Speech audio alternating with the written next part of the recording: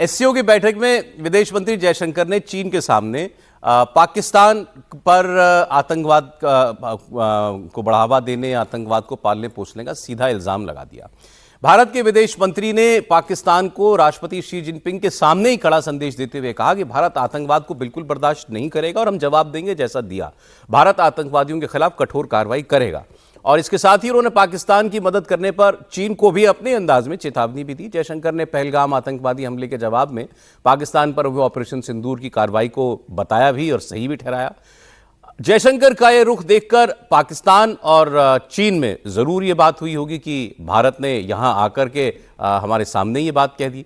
जयशंकर ने इस दौरान यह भी कहा कि ये एससीओ जो बना था, ये बना ही था 3 मुख्य उद्देश्यों के लिए: आतंकवाद, अतिवाद और अलगाववाद।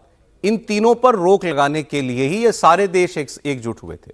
तो उन्होंने याद दिलाया कि हमारे जो मूल उद्देश्य थे इस ग्रुप के, इन देशों के, वो हमको याद रखने चाहिए और उनसे हटना बिल्कुल नहीं चाहिए। तो वो एक किस्म से बाकी देशों को और खासकर चीन को ये कह रहे थे कि भाई अब तुम तो इस ग्रुप का लीडर तो चीन को माना ही जाता है कि भाई आप इन उद्देश्यों को याद कीजिए जिसके लिए ये जो है गुट जो है ये बनाया गया था। अब इसमें राहुल गांधी कहां आते हैं वो मैं आपको बताता हूं। अब ये जो मीटिंग हुई शी जिनपिंग के साथ, इसके बाद राहुल गांधी ने एक ट्वीट किया। अब राहुल गांधी का ट्वीट क्या कहता है मैं आपको दिखा देता हूं। राहुल गांधी ने ट्वीट करके ये कहा है कि एस जयशंकर वहां गए चीन में, तो मुझे लगता है कि चीन के फॉरेन मिनिस्टर अब मोदी जी को भी ये बताएंगे कि भारत और चीन के रिश्ते कैसे हैं। ताना था कि भाई भारत का विदेश मंत्री जाके शी जिनपिंग को बता रहा है कि रिश्ते अच्छे हो रहे हैं हमारे आपके, तो उनका विदेश मंत्री भी आके मोदी जी को बताएगा शायद। फिर आगे उन्होंने कहा कि जो हमारी एक्सटर्नल अफेयर्स मिनिस्ट्री है ये एक सर्कस चला रही है। उनके शब्द हैं, the EEM is now running a full blown circus aimed at destroying India's foreign policy. Bharat की विदेश नीति को तबाह करने के लिए ये सर्कस चला रहे हैं एस जयशंकर, ये उनका कहना है। इस पर जयराम रमेश का भी रिएक्शन है, वो भी सुन लीजिए।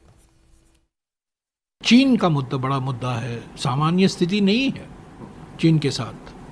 वो भी एक बड़ी चुनौती है हमारे लिए है। चीन पर एक चर्चा नहीं हो पाई, एक सवाल नहीं उठाने की अनुमति दी गई है।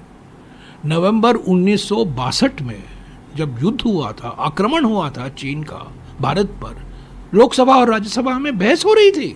अटल बिहारी वाजपेयी बोल रहे थे, पंडित जवाहरलाल नेहरू बैठे हुए थे, सुन रहे थे, आक्रमण हो रहा था।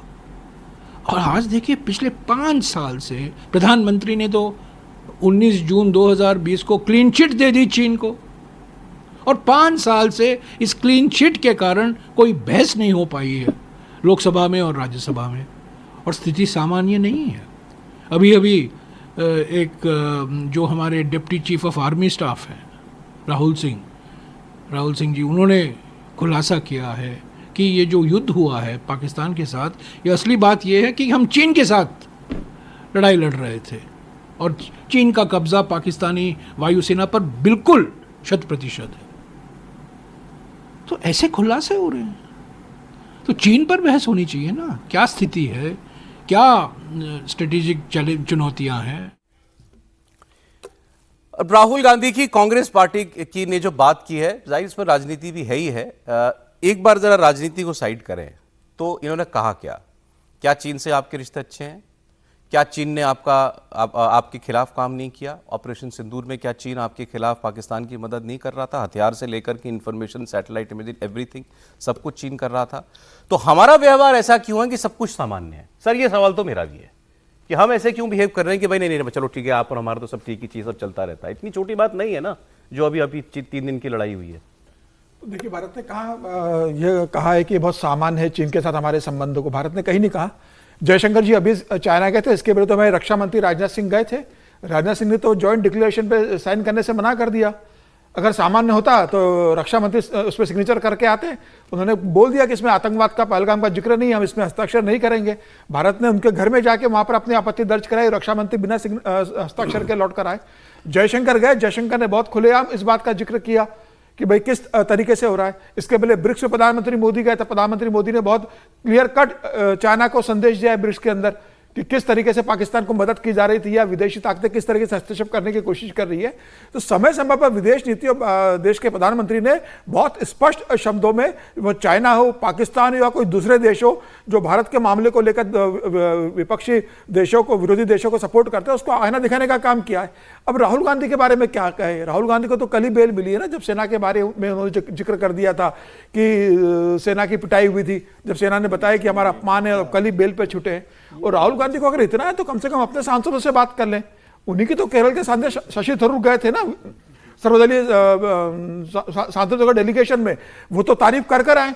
उन्होंने देश में आने का कि भारत की विदेश नीति बहुत बेहतर रही है। वो सलमान खुर्शीद से बात कर लेते, वो आनंद शर्मा से बात कर लेते हैं। हालांकि ठीक है कि सर्वदलीय बैठक सोनिया गांधी ने कल बुलाई थी, उसमें शशि थरूर नहीं आए, लेकिन मुझे लगता है कि राहुल गांधी को शशि थरूर से पूछना चाहिए था कि भाई जब आप तारीफ कर रहे हैं तो उसके पीछे क्या कारण है, तो उनके अपने ही सांसद बता देंगे। तो मोदी जी को जाना चाहिए, हमने कल भी बात की थी, एससीओ समिट पे जाना चाहिए, चीन में होगा, देखिए अगले महीने है शायद। बिल्कुल जाएंगे प्रधानमंत्री मोदी। अभी मोदी जी को तय करता है जाना है कि नहीं जाना है, लेकिन मुझे लगता है कि प्रधानमंत्री जाएंगे। रक्षा मंत्री चीन होकर आए, विदेश मंत्री होकर आए, प्रधानमंत्री भी जाएंगे। इससे पहले अजीत डोभाल भी होकर आए, प्रधानमंत्री जाएंगे और अपनी बात बहुत स्पष्ट तरीके से कहेंगे। और प्रधानमंत्री सभी मंचों पर जाके अपनी बात को बहुत स्पष्ट तरीके से कहते हैं, चाहे वो ब्रिक्स का मामला हो, चाहे तमाम दुनिया के तमाम तरह के जो मंच है, बहुत स्पष्ट बात। चीन से बात करने में कोई दिक्कत नहीं, करनी ही चाहिए, होना ही चाहिए। देखिए कूटनीति में तो बात करना ही पड़ती है, टेबल में तो बात करना ही। उन्होंने याद दिलाया, वाइस आर्मी चीफ ने बताया था ना कैसे कैसे मदद कर रहा था चाइना पाकिस्तान की। इसमें कोई शक नहीं, चीन हमारा पड़ोसी है और चीन के साथ बात करना, क्योंकि डेटर भी करना है, उसके साथ नेगोशिएट भी करना है, but always from a position of strength. और वो डेटरेंस के तौर पर जब हम बात करते हैं, अभी जैसे हम लोगों ने डिसएंगेजमेंट किया, और डिसएंगेजमेंट के बाद जिस तरीके से डी एस्केलेशन होगा वो तभी होगा जब बातचीत करेंगे। ये ज़रूरी नहीं कि चीन जो कहेगा वो मान रहे हैं, कोई चीज़ मान नहीं रहे। हम बिल्कुल आंख में आंख डाल करके बात करते हैं, जो भी है, चाहे वो LAC के ऊपर है, कोई दिक्कत नहीं आती है। लेकिन एक पड़ोसी होने के नाते, और ख़ासकर ऐसा पड़ोसी जिसका पाकिस्तान एक स्टूज बन के बैठा है, अब वो बांग्लादेश को साथ में लेके कोशिश कर रहा है, म्यांमार में चीन अब घुस गया है। तो ऐसे हालात देखते हुए बहुत ज़रूरी है कि हम लोगों ने अपने आप को यकीनन सिक्योर रखना है, लेकिन बातचीत करते रहने चाहिए। ये नहीं है कि बातचीत बंद होनी चाहिए, बातचीत बंद होगी तो दिक्कत होगी, बातचीत होनी चाहिए। राहुल जी कह रहे हैं सर्कस चला रहे हैं जयशंकर जी। देखिए, मैं हमेशा कहता हूँ, और जाहिर है कि उस पर कांग्रेस वाले लोग बहुत नाराज हो जाते हैं, गुस्से में आ जाते हैं। नेता प्रतिपक्ष इतना स्तरहीन कभी देश में नहीं रहा। आप भारत के विदेश मंत्री की यात्रा को सर्कस बता रहे हैं, विदेश नीति को आप इस तरह से सर्कस बता रहे हैं। किसका लाभ कर रहे हैं? इससे लाभ होगा चीन का। अब चीन में तो कोई डेमोक्रेसी तो है नहीं, डिक्टेटरशिप है। वो लोग जिस तरह से पलक पावड़े बिछाकर भारत के साथ रिश्ते सुधारने की बात कर रहे हैं, उस पर कोई वहां का विपक्ष तो कहने वाला नहीं। चीन का पूरा विदेश मंत्रालय पिछले 6 महीने से इस एक्सरसाइज पर लगा हुआ है कि कैसे भारत के साथ रिश्ते बेहतर हों और शी जिनपिंग और नरेंद्र मोदी की एक मुलाकात कराई जा सके। कैसे हम, जितना डिसएंगेजमेंट तो एक इशू है, हर मुद्दे पर कैसे हम भारत के साथ रिश्ते बेहतर कर पाए। और पाकिस्तान को हथियार देके नहीं, ये दूसरा मसला है, इसको हमेशा आप समझिए। ये कहने में तो बड़ा अच्छा लगता है कि वो पाकिस्तान के साथ रहा, क्या किया, लेकिन वो तो आपके सामने लड़ने के लिए नहीं आया ना। हम इतना कह रहे हैं, हमारे सामने वो लड़ने के लिए नहीं आया ना। हम तो अभी तो ये हमने पीटा है ना पाकिस्तान को, वो भी तो हमसे बात कर रहा है ना। डिप्लोमेसी में क्या हम आज तय कर लें, ट्रंप ने कुछ बयान दे दिया तो नहीं बात करेंगे, चाइना से बात नहीं करेंगे, रशिया से बात नहीं करेंगे, हर से कुछ न कुछ मुद्दे पर। हर्षवर्धन जी, टर्की ने केवल बातों से समर्थन किया और ड्रोन दिए, तो टर्की तो हो गया भारत का दुश्मन। नहीं, और चीन ने जहाज भी दिया, मिसाइल भी दी, सैटेलाइट भी दी, सब दिया। फिर उससे हम डिप्लोमेसी करेंगे। इसको फैक्ट के साथ रखते हैं जिससे समझ में आए।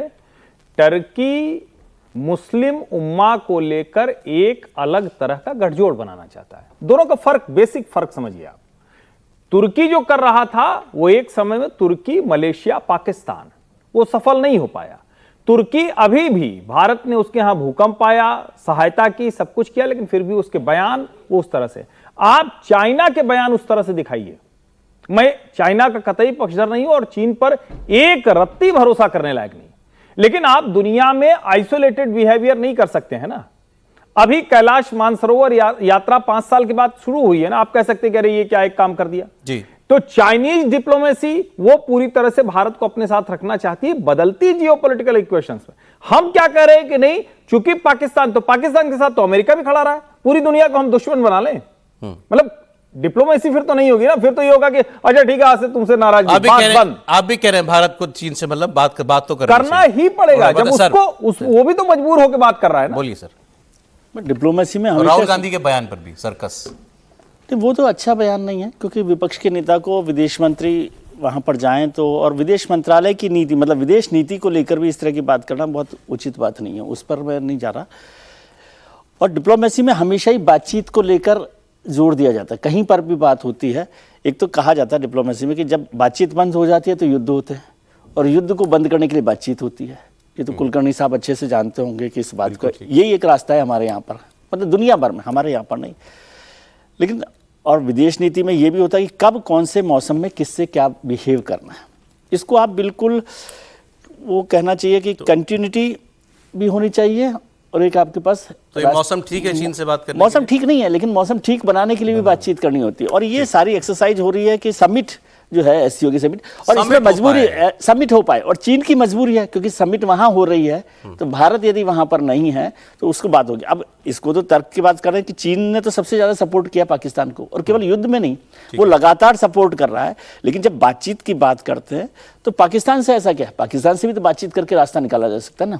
आप चाहते हैं पाकिस्तान से ही बात हो? मैं चाहता नहीं हूं, मैं तो आपको कह रहा हूं कि ये विदेश नीति पर आप, और मैं पाकिस्तान को लेकर तो हमेशा कहता हूं कि हमारी इनकंसिस्टेंट फॉरेन पॉलिसी है कि किसी दिन हम कहते हैं कि नहीं बातचीत करेंगे, टेबल पर बैठेंगे, लाहौर जाएंगे, गले मिलेंगे, शेर पढ़ेंगे, मुझे 20 मिनट और लग जाएंगे ये तो डिस्कस करने में। फिर आपने ऐसा ये मधुमक्खी का छत्ता छेड़ा है कि पाकिस्तान से बात होनी चाहिए कि नहीं होनी चाहिए। मैं कंसिस्टेंसी की बात कर रहा हूं, और फिर आप मैच भी खेल रहे हैं, युद्ध भी कर रहे हैं, मैच भी खेल रहे हैं।